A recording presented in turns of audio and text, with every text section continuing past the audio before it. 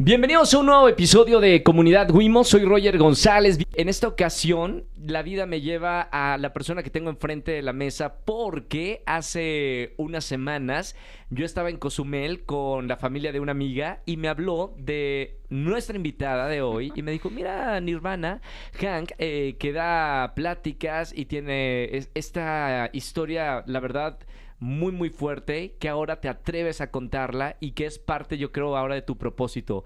Le escribo a Nirvana, me responde y aquí está con nosotros en Comunidad Wimo. Bienvenida, Nirvana.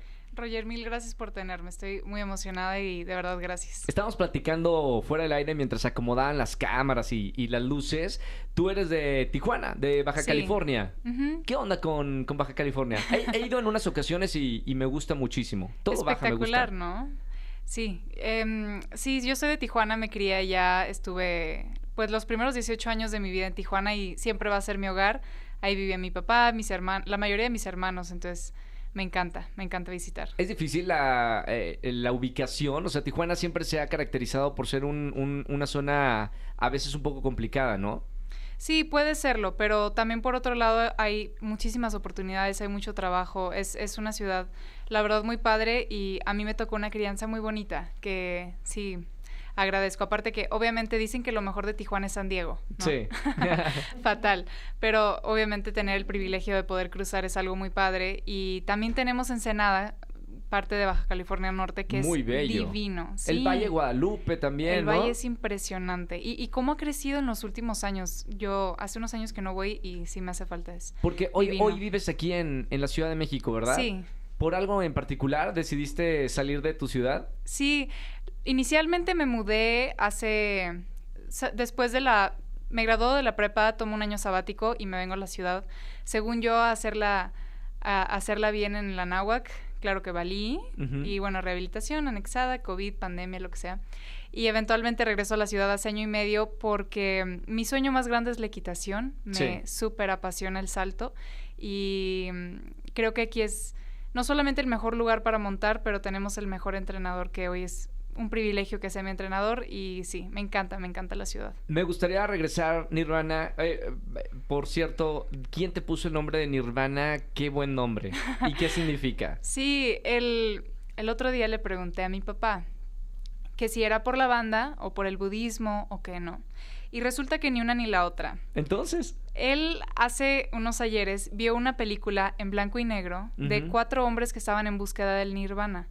Básicamente la historia cuenta que un hombre nunca lo encontró, 2 lo encontraron, pero bueno, 3 lo encontraron, 1 no pudo regresar a la vida, otro regresó a la vida y terminó quitándose la vida o algo así, sí. Y el último hombre regresó a la vida después de encontrar el nirvana y era esta batalla de cómo se vuelve a encontrar plenitud después de haber experimentado algo tan lleno como el nirvana, ¿no? Entonces mi papá se fascinó con esa historia y un tiempo después, un día estaba en un concurso, veo una yegua prieta muy muy bonita con un lucero blanco súper padre y le encantó, entonces preguntó, ¿cómo se llama esa yegua? No, que Nirvana. Oh, wow. Ajá, entonces dijo... O sea, literalmente te puso el nombre de la yegua. Sí. Ok. Y ahí nazco yo. Muy bien. Uh-huh. Me gustaría irnos o regresar en el tiempo y ver cómo fue tu infancia. Pues yo me crié en Tijuana y fue una infancia muy bonita, muy peculiar. Creo que todo tiene su positivo y su negativo. Es que me acuerdo la primera vez que platiqué con mi madrina en terapia y me preguntó justo eso. Me dijo, ¿cómo fue tu infancia? Y yo, pues súper padre, madrina. Los veranos en la playa, los inviernos esquiando, conocí todo el mundo, me subí a elefantes, monto caballos, o sea, lo tuve todo, ¿no? Sí. Pero realmente también hubo, obviamente, el lado, o sea, sí sufrí ciertas cosas. Como, por ejemplo, mi nombre, que hoy me enorgullece y me halaga. De chica fue muy difícil para mí llamarme Nirvana. ¿Era un conflicto para ti? Muy cañón. ¿Por tus amigas? Me hacían muchísimo bullying en la escuela. ¿Qué te decían? O sea, no me acuerdo, pero me hacían sentir mal por mi nombre. Y yo también me daba tristeza que, me acuerdo perfecto así, que íbamos a Disney con la escuela y todos comprando su llaverito con su nombre y yo no encontraba el Nirvana. No, claro que no. María, Andrea, sí, Gaby, claro. Ana, Sofía, lo que sea. Y yo no estaba ahí, entonces me agüitaba. Y me hacían mucho bullying en la escuela. Y también digo, ahorita ya somos más, pero en ese entonces éramos 19 hermanos. Entonces, en la escuela, compartirle a mis compañeros que tenía 18 hermanos, no, pues los comentarios no se acababan. Entonces, era muy insegura. Sigo siendo, pero desde muy chica me buleaban mucho, entonces era como que súper retraída, insegura, muy miedosa, así. Yo hubiera imaginado que eras como de las chicas populares de la escuela. No, también, digo, por otro lado, mi primaria, quizá malamente, estuve en la escuela de mi papá. Sí. Entonces tenía todos así, no me vas a invitar a tu fiesta de cumpleaños, le voy a decir a mi papá que te expulse, ¿eh? Ah, no me vas a pasar en el examen, le voy a decir que te liberen. O sea, todo era como tu arma, ¿no? Sí, los traía bien manipulados, pero no quitaba que yo era así, introvertidilla. ¿Cuáles son los valores que se inculcaron o aprendiste en tu casa, en los primeros años de vida? Interesting. Uh-huh. Creo que el respeto siempre ha sido una cosa primordial en mi casa, de todo tipo, todo tipo. Por ejemplo, yo nunca en mi vida vi que mis papás se pelearan, siempre por el respeto que ellos nos tenían a nosotros. Sí. Por ejemplo, el respeto de darme el permiso de hacer lo que yo quiera, pero mucho amor también en mi casa y sí, mucha inclusión también, yo creo. ¿Te consintieron mucho tus papás? Pues a su manera, no sé. ¿O pensabas que eran estrictos en ese entonces? No, sí, me tocaron papás muy estrictos, siempre. Y muy estrictos, muy, muy exigentes y querían, pues obviamente querían lo mejor para nosotros y, o sea, siempre nos impulsaban a ser mejores. O sea, todas las tardes yo las tenía ocupadas de diferentes actividades. Ajá, y así... pero lo que sí es que me acuerdo mucho también que todas las noches íbamos a darle las buenas noches a mis papás. Y todos, en filita. Sí, okay. Pues unos por unos, pero sí. Sí. Y entonces yo llegaba con mi papá y mi papá me agarraba la carita y me decía, ¿por qué estás tan bonita, Nir? Y son cositas así que tengo bien grabadas. Hay un momento de tu vida que tu mamá sufre una enfermedad y pierdes a tu mami. ¿Quieres contarme un poquito de eso? Sí, la enfermedad fue algo loquísimo que yo llegué a entender muchos años después. Uh-huh. Lo que pasa es que mi mamá la diagnostican con mieloma múltiple en el 2010, cuando yo tenía 10 años. Entonces, como sus hijos más chicos, que éramos mi gemelo y yo, teníamos 10 años y sus papás ya 80 y pico, pues quiso proteger a su familia y no decirle a nadie. Mi papá, para él, mi mamá era el amor de su vida. O sea, lo que dijera mi mamá, él lo hacía. Sí. Y ella le pidió y le suplicó que no le dijera a nadie de su enfermedad. Mi papá cumplió y hasta el último día nunca nos dijo. Entonces, para mí, yo nunca entendí que ella estaba enferma. Sí la vi pelona en alguna ocasión. ¿Fue muy rápido el cáncer? No, 2 años. 2 años. Sí, y aparte es un tipo de cáncer muy complicado porque afecta casi que todo el cuerpo. Y ella, como unos 6 meses más o menos antes de que falleciera, la había librado y estaba limpia completamente. Pero sí, ahí tuvo unos temas que desafortunadamente tuvo una recaída y de ahí ya no se volvió a levantar de la cama. Y te digo, yo no entendía, no interpretaba lo que estaba pasando. Sabía que mi mamá estaba mal, sí, pero no tenía ni idea de que iba a fallecer. Entonces, para mí fue una muerte muy repentina, no fueron 2 años de enfermedad, fue perderla de un día para el otro. ¿Y cómo se supera eso? Digo, ya yo sé que hoy ya lo has hablado en terapia y en el momento, ¿qué pasó por tu mente? Cuando fallece fue muy fuerte, te digo, porque para mí fue de un día para el otro. Pero sí, claro, no sabías qué tenía. Sí, ni idea.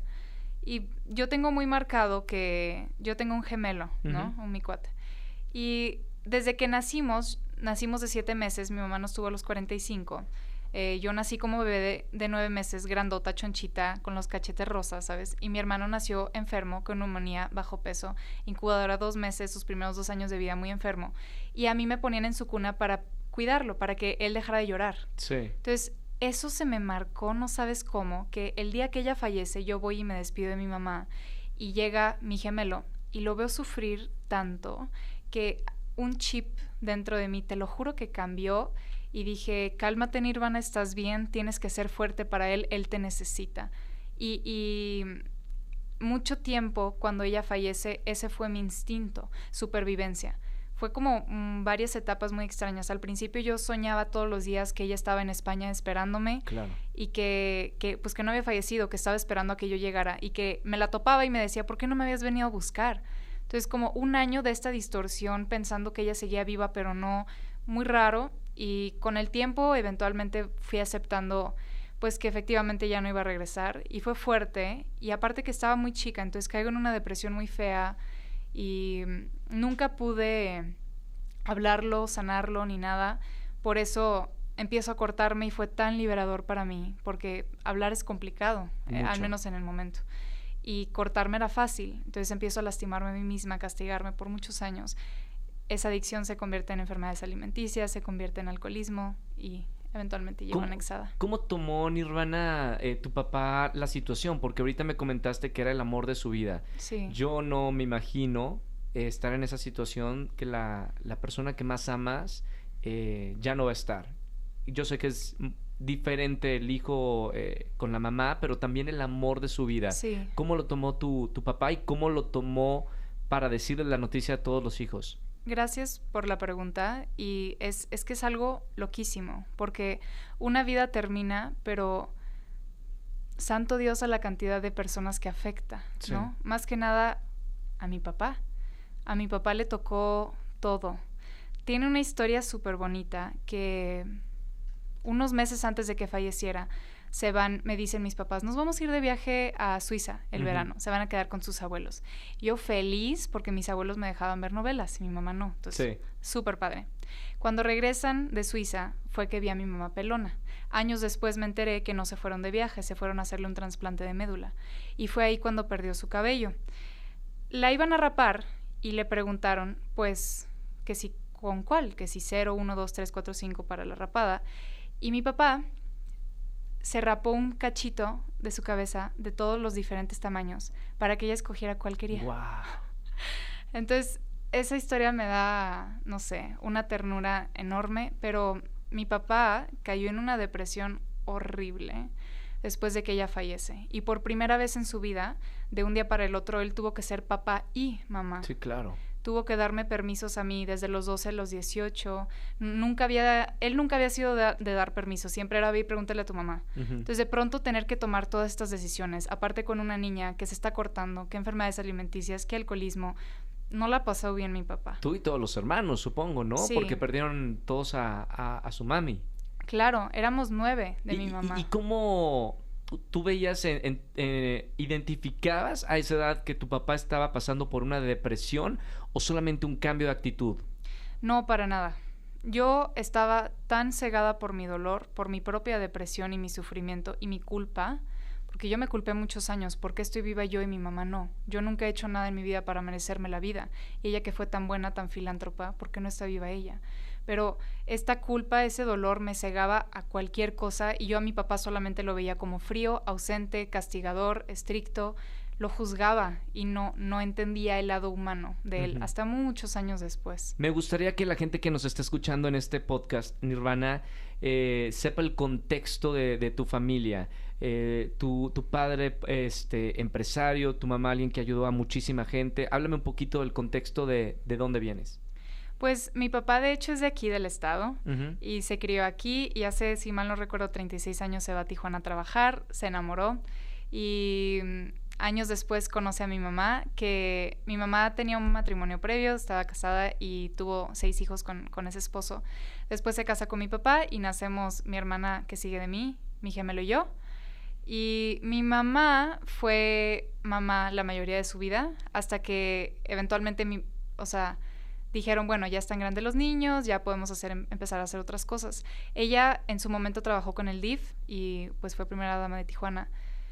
Y se enamoró del ayudar. Creó una fundación que se llama Por Ayudar, que qué locura. Ahorita estoy en proceso de retomarla después de muchos años, pero abre su fundación y empieza a hacer muchísimas obras caritativas en Tijuana. Gracias a Dios se le recuerda mucho por todo lo que hizo.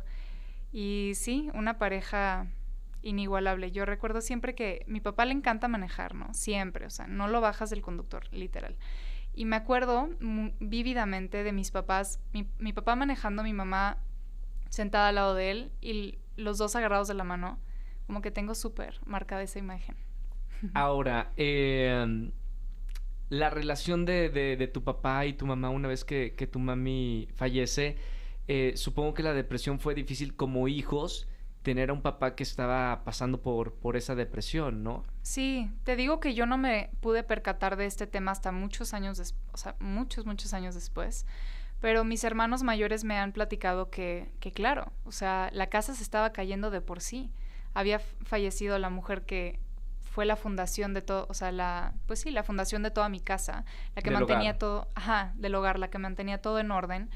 Y ella se fue y ahora mi papá tampoco estaba bien para tomar las decisiones, entonces fue algo súper complicado, pero también yo creo que por algo somos 9 hermanos y entre los 9, o sea, de mi mamá, entre los 9 pudimos sacar adelante tanto a mi papá como a la casa y entre nosotros. Me platicaste de cuando fallece tu madre, caes en esta depresión. Te fuiste al extranjero, ¿verdad? A Alemania durante un tiempo. Sí, pero fue mucho después. Ujú. ¿Qué pasó después de eso de que muere tu mami? ¿Inmediatamente sentiste ese espacio en tu vida? No, yo no sabía, como que llevaba toda una vida de reprimir emociones, de negar cualquier cosa, porque te digo, esto de ser gemela y de querer ser la fuerte me marcó, pero de por vida. Sí. Entonces siempre sentía esta necesidad de demostrar que yo puedo sola, yo soy fuerte, yo soy independiente, no necesito ayuda. Entonces aceptar la ayuda para mí fue muy difícil, aceptar que No yo... la conocías, ¿no? Para nada, no. Aceptar que yo estaba mal, que tenía debilidades, o sea, me estabas hablando en chino. Entonces, muchos años, pues me la pasé así como, pues un poco por todos lados, sin, o sea, desde los 12 realmente hasta los 20 que terminó en rehabilitación, nunca tuve ningún como paz o estabilidad, siempre estaba por todos lados y con un desastre, la verdad. Cuando suceden cosas feas en Nirvana, mucha gente toma el camino de la rebeldía, ¿no? De hacer completamente lo que no aprendió en casa o no sé. ¿Tú pasaste por ese camino? Sí, mi sonrisota porque me da Porque risa. recuerdas cosas. Sí, me acuerdo. Está muy chistoso cómo sucede la vida, ¿no? Cómo siente uno las cosas, ahora que lo veo en retrospecto. Pero yo, cuando fallece mi mamá, no entendía la depresión de mi papá, no entendía lo tanto que él había hecho por ella y todas esas cosas. Yo solamente veía sufrimiento y yo necesitaba un villano en mi historia. Entonces yo toda la culpa se la echo a mi papá, que curiosamente, te digo, él siempre me inculcó el respeto. Sí. Supo que estaba pasándola mal y siempre estuvo ahí, pero muy respetuoso, dándome mi espacio. Pero, ¿qué te iba a decir? ¿Tomaste el camino de la rebeldía Sí. en ese momento? Entonces, perdón, el chiste es que yo tomo de villano a mi papá Ujú. y me voy en contra de él. De hecho, me acuerdo la primera vez que estaba tan enojada con él que le dije, Jorge, y vi cómo se le quemaba la sangre de coraje y dije, ahí está, ya le gané. Ujú. Porque yo sentía que él me había lastimado tanto que tenía que pagármelas, porque yo era muy vengativa, muy rencorosa. Entonces, yo te voy a lastimar como tú me lastimaste a mí. Y si te digo Jorge, buenísimo, por ahí empezamos. Sí. Y no te gusta que salga tarde, entonces más voy a salir tarde. No te gusta que tome, más voy a tomar. O sea, muy, pues, rebelde con una necesidad de no de llamar la atención, pero de lastimar como yo sentía que él me había lastimado a mí, que estaba muy equivocada, ¿verdad? Pero sí. ¿No lo platicaste en ese momento con él? ¿O hasta qué momento llegó ese día que platicaste con tu papá de eso? ¿Qué sentías que te había lastimado? Nunca lo había hablado con él hasta después de rehabilitación, pero no lo había hablado ni conmigo misma. Yo no me aceptaba que tenía coraje con mi papá. Cuando yo llego a rehabilitación años después, me preguntaron, ¿cómo te llevas con tu papá? Y yo, no me llevo con él, yo no siento amor ni odio, siento indiferencia. Y le dije, yo no quiero una relación con ese señor, no me intriga, no me llama la atención, yo no le vuelvo a dirigir la palabra hasta que esté en una tumba. Así literal lo decía. Digo, quiero entenderlo y también a la gente que nos escucha, Nirvana, ¿cuál era ese coraje tan grande que tenías con tu padre? En tu idea de que te había lastimado. Sí, que yo no había entendido la muerte de mi mamá, para nada. No había entendido que después de que, o sea, de por sí la muerte, yo no sabía que ella llevaba 2 años enferma, yo no sabía que ella le pidió específicamente a mi papá que no me dijera, entonces yo lo culpé mucho tiempo, ¿por qué no me dijiste que estaba enferma? No te dio la información, era eso, te escondió cosas. No me lo escondió, le hizo caso a mi mamá, que fue lo único que le pidió, y por amor cumplió la palabra a su mujer, pero yo no lo entendía y no me atrevía a preguntar, y él por respeto no me lo decía tampoco, entonces una situación extraña, pero yo lo culpé muchos años porque no me pude despedir de mi mamá, porque no la conocí, no estuve ahí al final para ella, nunca le dije te amo hasta que falleció. O sea, todas esas culpas yo en vez de hacerme responsable de mis acciones, yo sentí la necesidad de echarle la culpa a mi papá. Lo que dices de hacer un villano, ¿no? Para tener esa figura a quien odiar. Sí, y pues por otro lado también te digo, en cuanto ella fallece, él cae en una depresión muy fuerte y era muy estricto. O sea, de por sí él es de ideales muy peculiares. Sí. Pero era muy estricto, muy exigente, y yo, para una niña que estaba sufriendo tanto, no podía ver más que mi dolor. Entonces no veía un papá que me quería proteger, que me quería cuidar, que quería lo mejor para mí. Yo solamente veía un papá castigador y frío, y eso me hizo odiarlo mucho tiempo. Qué difícil, ¿no? Y sobre todo cuando estabas tan pequeña, ¿no? Tratar de entender todo eso que estaba pasando.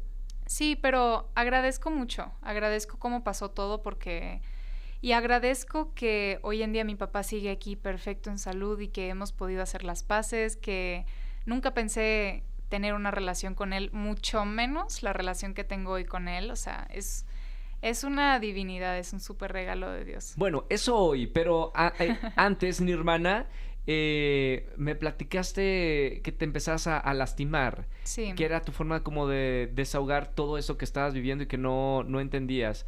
¿Lo habías visto en algún lugar? ¿O cómo descubres esta forma de canalizar el dolor que estabas viviendo? Nace en la escuela. Un día una profesora me pidió una tarea que yo no había hecho y me regañó, que por qué soy tan irresponsable, si tenía 2 semanas por qué no cumplí, que por qué no cumplo con las cosas. Y yo sentí tanto coraje e impotencia, porque nunca he sido de gritar, entonces sentí tanto coraje que agarro una regla de mi mesabanco y empecé a serruchar mi brazo injuriando a la profesora. Y sintiendo tanto coraje, y en cuanto quito la regla veo que está sangrado y yo sentí liberación. Sí. Así me empiezo a cortar. En ese entonces no estaban tan reguladas las redes sociales y había Tumblr. Sí, claro, me acuerdo. Ajá. En Tumblr subían una cochinada de cosas que a mí me enfermaban mucho, que seguía puros blogs, I don't know, sí, de personas que se cortaban y subían sus cortadas y sus cicatrices. Y yo soy muy competitiva, tengo hermanos, entonces soy muy competitiva. Y yo veía las cicatrices y decía, esa tiene más cicatrices que yo, me tengo que cortar más. O esas están más profundas que yo, me tengo que cortar más. Así como súper raro, pero nace en la escuela y se crece con las redes. ¿Tenías amigas, no? ¿Mejores amigas? Sí. ¿Sabían de eso? Sí, de hecho tenía una amiga que se cortaba también. Y se usaba mucho Snap en ese momento, Snapchat. Sí, claro. Y nos mandábamos snaps de nuestras cortadas. Y yo me acuerdo que yo veía que a ella le sangraban mucho. Entonces yo decía, yo me tengo que cortar más profundo para que ella vea que yo soy mejor que ella, que me sé cortar mejor que ella. O sea, una cosa súper rara. Y entre nosotras nos pasábamos tips y así. Y tenía otras amigas que también me decían de que por qué lo haces. No muchos sabían, la verdad. Porque las tratas de esconder, ¿no? Sí. Sí, pero al principio me cortaba los brazos y en la escuela como que, pues, eventualmente se daban cuenta. Siempre traía chamarra, pero aún así se daban cuenta. Y poco a poco me iban diciendo, y tuve muchas amigas que me dijeron, Nir, por favor, prométeme que no te vas a volver a cortar, no tienes por qué hacerlo. Pero yo no estaba lista, no les creía ni poquito, porque era tanta la culpa dentro de mí, de por qué estoy viva yo y mi mamá no, que sentía que lo único que me merecía era lastimarme y sufrir. ¿Cuánto tiempo fue esto, Nirvana? 8 años duré cortándome. ¿En 8 años tu papá nunca se enteró? Al principio sí, unos meses me cacharon en la escuela. ¿Qué te dijeron? En la escuela nada, como que directamente hablaron con mi papá y mi papá creo que no estaba en la casa, entonces mi hermana mayor estaba en la casa, ella habló conmigo y me impactó, o sea, obviamente preocupados por mí, que no tenía por qué hacerlo, que habían mejores maneras de hacer las cosas y me apoyaron siempre, entonces dejé de cortarme los brazos y un rato dejé de cortarme, pero eventualmente empiezo a cortarme las piernas. Y de ahí era muy, muy, muy cuidadosa para que no se dieran cuenta y creo que nunca se dieron cuenta. ¿Fuiste a algún especialista? ¿Cómo sales adelante por la gente que nos está escuchando, Nirvana, y hace esto? ¿Cómo sales adelante? ¿Cómo lo frenas? Yo creo que lo más importante de todo es la terapia, la verdad. Porque en la terapia es donde yo pude llegar a identificar por qué lo quería hacer en un principio. Y cuando te dan las ganas de querer hacerlo, ¿qué más puedes hacer? O sea, ¿qué otras cosas puedes hacer? En ese momento, cuando yo me cortaba, yo sentía tanto coraje, tanto dolor y sufrimiento que me liberaba el cortarme, ¿no? Y en ese momento yo pensaba que era la mejor manera de lidiar con mis cosas, pero la verdad es que no. O sea, hoy en terapia, hablando con mi madrina, externando mis emociones, es lo único que realmente me ha ayudado a trascender mis problemas. Porque me cortaba y las cicatrices siguen ahí, pero los problemas seguían ahí también. Sí, claro. Nada se mejoraba, nada cambiaba realmente, me seguía sintiendo igual. Y en terapia es el único lugar donde yo he encontrado verdadera liberación y poder trascender las cosas. ¿Qué tan frecuente te cortabas o te hacías daño? Todos los días. Y a veces más, a veces menos. También me apagaba cigarros, así, diferentes cosas, pero todos los días. En ese entonces o en esa etapa de tu vida, ¿tenías novio, pareja, alguien como muy cerca y de confianza? A los 16 tengo mi primera relación. Uh-huh. Y fue influencia en que me dejara de cortar, porque a la vez también empecé a salir con mis amigas. Me acuerdo que a los 18 yo seguía cortándome, pero cada vez iba disminuyendo porque me encontraba más liberación en el alcohol ahora.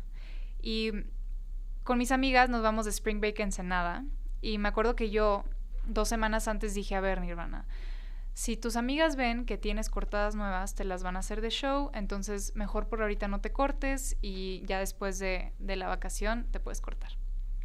Y pues me di 2 semanas limpia, llegué y sentí mucha aceptación de parte de mis amigas. Yo sentía miedo que me fueran a criticar, que me fueran a juzgar, que preguntaran muchas cosas, que hicieran como que un big deal así. No eran tus amigas entonces. ¿Por qué?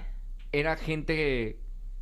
porque no tenías la confianza de contarles lo que estabas viviendo.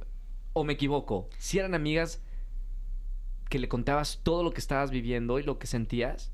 Había una que sí era mi mejor amiga y le platicaba de todo, pero yo nunca había sido honesta. Uh-huh. No podía serle honesta a otra persona, menos a mí misma, ¿sabes? Sí.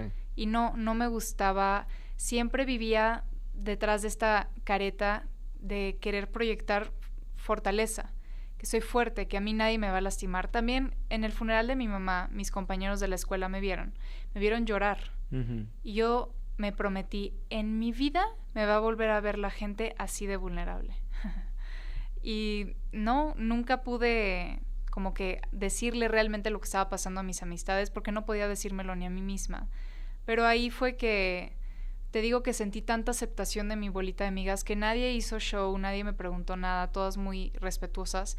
Y me gustó y esas 2 semanas se convirtieron en 1 mes, convirtieron en 2 meses y hasta hoy.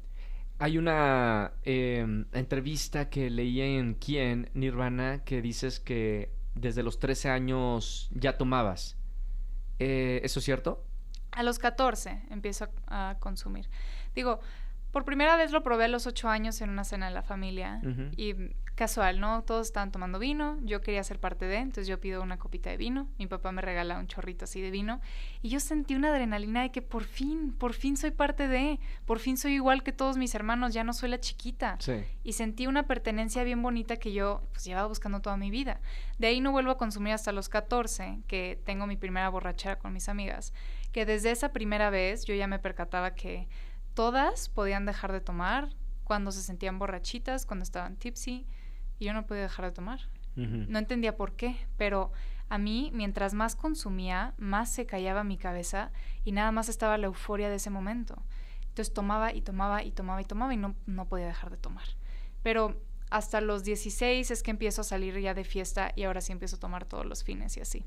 ¿Cuándo te diste cuenta, Nirvana, que ya eras una persona con una enfermedad? Creo que la primera vez que lo dije tenía 19, porque unos meses antes yo tenía una perrita gitana que falleció atropellada porque no le puse la correa, que nunca se la ponía, pero bueno, así pasó. Y fue muy fuerte para mí porque yo sentía que necesitaba proteger a Gitana como yo quería que me hubieran protegido a mí de niña. No que no lo hubieran hecho, pero sí lo sentí. Sí. Entonces fallece Gitana y fue como si mi niña interior se hubiera muerto por mi culpa. Entonces me revive una cantidad de culpas. Todas las noches empiezo a soñar que la mataba. Entonces todas las noches empiezo a tomar vino porque me di cuenta que si tomaba ya no soñaba. Entonces empiezo a tomar todos los días y estaba saliendo con un chavo en ese momento. Y una vez fuimos por un café y le dije, oye, creo que soy alcohólica, como que tomo mucho y no sé. Me dijo, no, Nir, sí tienes un problema con el alcohol, pero se te murió tu mamá, ni modo que no tomes. Aparte estás chiquita, pues es normal. Lo estaba justificando. Sí, no por mal plan, pero porque nadie, al menos en ese momento, no sabíamos lo que era un alcohólico.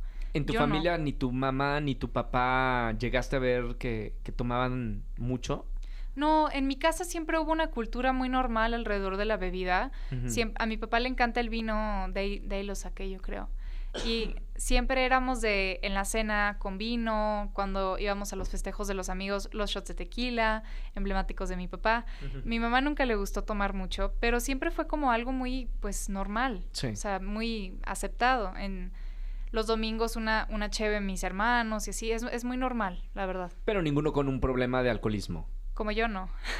Ok. Cuando le dices eso a tu pareja, a tu novio, y te dice que no es eso, que no cree que estás en ese problema, ¿qué hiciste? Yo dije, claro, tienes toda la razón, claro.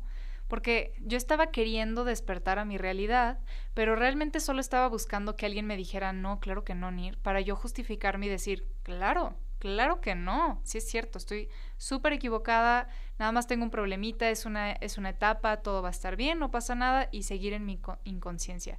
Y así seguí, pues, como un año más. En redes sociales, Nirvana, hoy das conferencias y de verdad das un mensaje muy, muy, muy claro, porque tú en tu video dices, hola, soy Nirvana y soy alcohólica. ¿En qué momento agarras las riendas de la vida y dices, tengo este problema y con este problema lo voy a hacer público para ayudar a otras personas?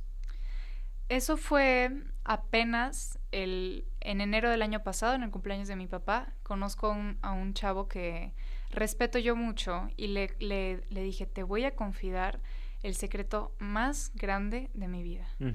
Soy alcohólica y no estuve en Europa un año, estuve en rehabilitación un año, anexada de hecho. ¿Qué te dijo? Nada. Ah, ok, Nir, qué cool. ¿Cuánto llevas? No tanto. Ah, súper bien. Bueno, ¿vamos a tomar algo? No entendió. Súper normal. O sea, sentí una aceptación cañona que yo todavía no lograba aceptarme a mí misma realmente. Pero cuando me doy cuenta que alguien que yo admiro y respeto se puede tomar mi enfermedad como lo que es, algo más, sí, es perfectamente normal. Y sentí tanta aceptación que mi madrina siempre me había dicho, Nir, imagínate qué padre que compartieras el mensaje en tus redes. Y porque en ese entonces tenía como 10, 15 mil seguidores, algo así. Me dijo, qué padre sería que en vez de subir pura cosa hueca como la que subes, mejor subas tu enfermedad y pases el mensaje. ¿Tú creías que eso era cierto? Sí, subía pura tontería. Okay. Sí, en ese momento sí. A veces me quería poner bien profunda y ponía reflexiones y así, pero la verdad todo era bien vacío. Antes. Sí. Ya sobria, como que a veces sí subía una que otra cosa medio profundilla, pero realmente no creo que estaba haciendo nada, ni ayudándome a mí ni ayudando a alguien más. Pero platicas que fue en la pandemia, en el 2020, que también fue un punto importante en tu vida. y en darte cuenta que las cosas no iban bien porque amaneces y estabas vomitada y lo cuentas tú. Sí. Pero me gustaría que la gente que nos está escuchando viva también ese episodio contigo. Es algo loquísimo, loquísimo. Nunca se me va a olvidar. Todo comenzó ese 25 de mayo, ¿no? Ujú. Amanecí y mi cama estaba arriba. Yo ya no llegaba tan lejos como mi cama, entonces me dormí en el sofá. Amanezco en el sofá, con mis perros alrededor, que gracias a Dios eran los únicos que estaban ahí para mí en esos días. Volteo a la izquierda, habían 2 copas de vino y una botella de vino vacías. Yo llevaba meses que tomaba sola, pero por vergüenza, por miedo que se fueran a dar cuenta, pues no vayan a pensar que soy alcohólica. Claro. Le servía una copa, le servía la otra. Y todavía le daba un trago a una copa y un trago a la otra para que quedara la manchita de arriba. O sea, Sí. fatal. Entonces me levanto de la cama, voy al espejo y me acuerdo que me vi la cara hinchada y dije como que, ay, estoy bien hinchada, seguro es porque no dormí bien. Y me río como loquita yo solita de que, claro que no, Nirvana, es que estás cruda. Bueno, sí, sí estoy cruda. Y me doy cuenta que me había vomitado encima. Ujú. Y me veo en el espejo en ese momento y se me empieza a romper el corazón porque dije, no es la primera vez, ni la segunda, ni la tercera. Ya llevo un mes viviendo así. Creo que no es normal. Siento tanta vergüenza que yo llevaba toda una vida huyendo de mis problemas, ¿no? Entonces, nuevamente trato de huir, me meto a la regadera, me meto a bañar, estoy lavando mi cuerpo y empiezo a percatarme de este olor así putrefacto entre el alcohol, el cigarro, el sudor, el vómito, o sea, todo muy asqueroso.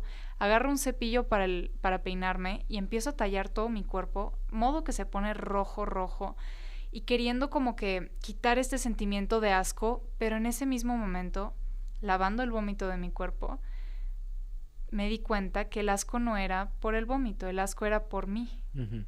Porque llevaba toda una vida escuchando que tenía un problema con el alcohol y nunca lo había querido aceptar. Pero esa mañana ya no había cómo negarlo.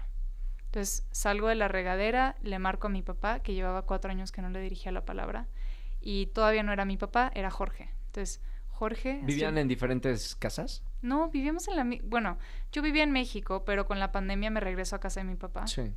Y estuve un mes ahí en su casa, pero creo que lo vi 1 o 2 veces. Yo le huía, no quería verlo.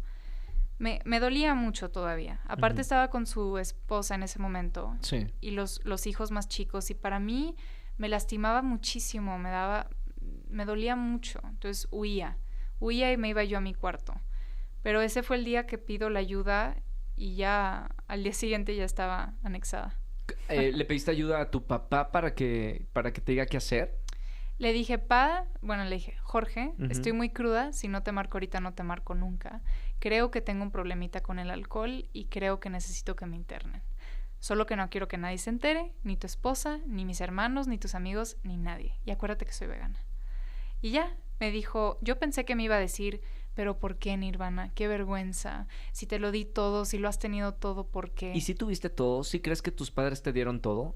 Pues sí, o sea, sí, en cierta forma. ¿Hubo algo digo yo tratando de entender un poquito tu vida? ¿Hubo algo que quizá te faltó?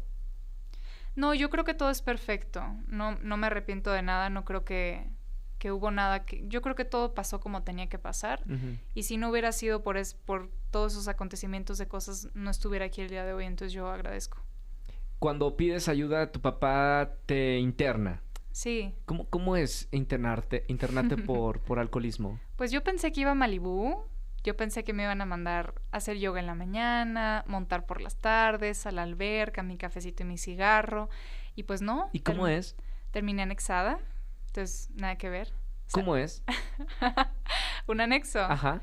Un anexo es muy diferente a una clínica de rehabilitación porque, primero que nada, la mayoría de los procesos son involuntarios. Normalmente son sustancias más fuertes, normalmente, no siempre. Entonces, llegan personas muy intoxicadas que pues están ahí en contra de su voluntad, al menos al principio. Y aparte se caracteriza porque tienen una disciplina ergorreductiva muy cañona, son procesos muy fuertes, normalmente más largos, no son de 5 semanas, 1 mes, 2 meses, son 3, 4, 5, 6 meses, lo que necesite la persona. Y llego y empiezo a escuchar estas historias que prostitución, violaciones, cristal... ¿Esto era aquí en México? Sí. Sí, en Jalisco. Ok. Y yo escucho estas cosas y yo sentía un miedo porque yo decía, o sea, no sé si mi papá pensó que yo me metí a otras cosas, pero yo solamente tomaba alcohol, o sea, tomaba vino, vodka y Jäger, yo no tengo nada que hacer aquí. Fue un proceso súper raro y querer sentirme diferente y no aceptar mi enfermedad, pero un proceso muy difícil el estar anexado. ¿Cuánto duró eso, Nirvana? Yo estuve 5 meses anexada y de ahí me fui a una casa de medio camino y estuve como 1 año allá, hasta que me vine a la ciudad. Te dieron de alta. Uh-huh. ¿Qué aprendiste de todo ese proceso? Todo. Aprendí a vivir, primero que nada. Mis 20 primeros años de vida yo solamente sobrevivía. Sí, señorita. No, literal. Y aprendí a vivir realmente, a aceptar mis emociones, a hablarlas, externarlas. Aprendí a darme permiso de vivir, de sentir. Aprendí que todos merecemos vivir y merecemos ser felices, pero nadie nos los va a regalar.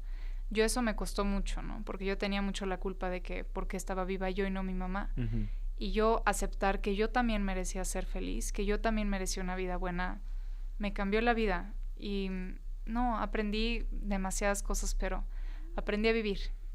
Yo tengo varios amigos y amigas que están en AA y me cuentan maravillas pero maravillas de ese proceso que hasta que todo mundo deberíamos de aprender de ese plan que tienen en AA.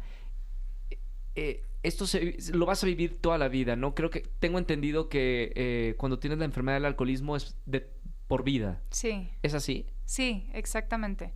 Yo pensé que por ir a rehabilitación me iba a curar, que me iban a enseñar a vivir tomándome nada más 2 copitas de vino o algo así, pero no.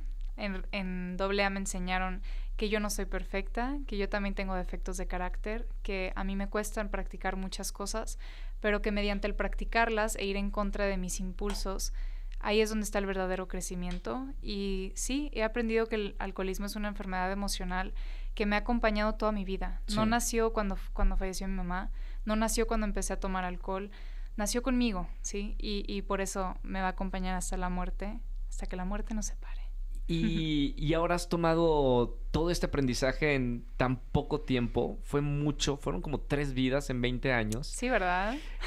Es muy loco y ahora lo compartes con la gente. Digo, por algo estás aquí conmigo en este podcast. ¿Qué es lo que te gustaría enseñarle a la gente de las 5 vidas que viviste en tus primeros 20 años? Yo creo que he tenido 3 vidas, o sea, al menos 2 parteaguas muy grandes en mi vida. Mi infancia, mis primeros 12 años cegada, inocente, supongo. La muerte de mi mamá fue un parteaguas de mucho dolor, rencor, tristeza, mucha oscuridad.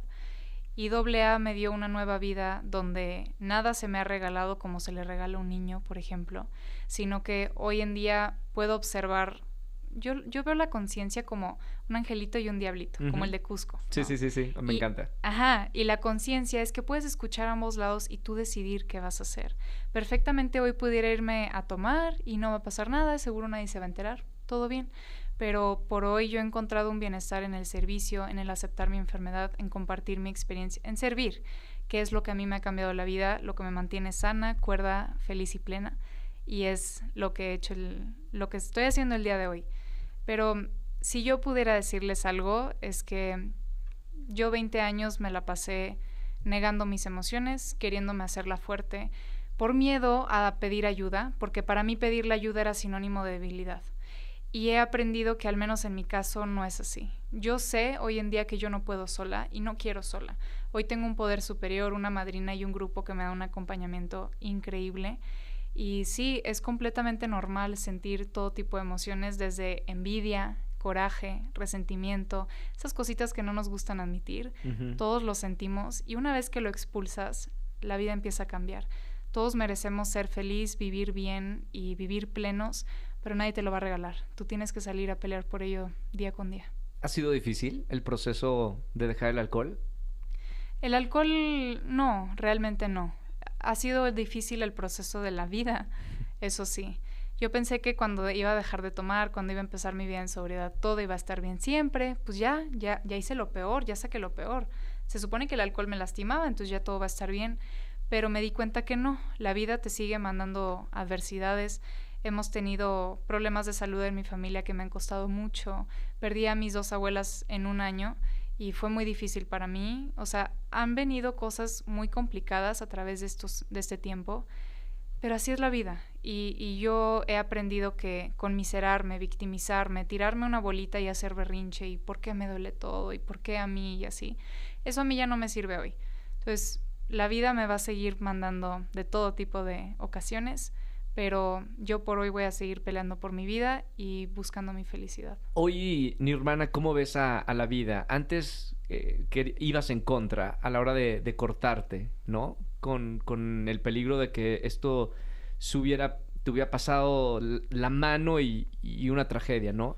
Hoy abrazas a la vida, y ¿cuáles son esas cosas que realmente te gustan de estar aquí? Hay tantas cosas. Creo que